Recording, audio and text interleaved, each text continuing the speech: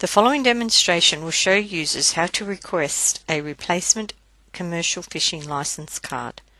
Please note that if you hold your commercial fishing license via a digital authority, you will not be able to use this function. From the home screen, click on the Licenses tab and select the Request Replacement License Card submenu option. This opens the Request Replacement License Card window. Click on the drop-down arrow in the Card Type field and select Commercial Fishing License. The Current Card Details tab will be displayed showing the license number, issue and expiry date and the card number.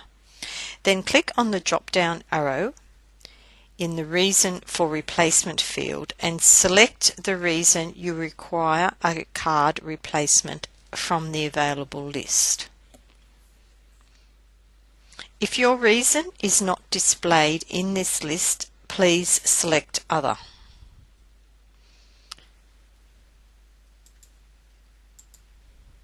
A box will be displayed where you will need to enter your reason.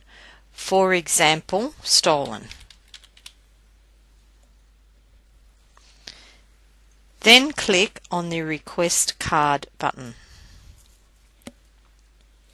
You will see a warning message indicating that if you proceed, your current commercial fishing license card will be cancelled and a new card issued.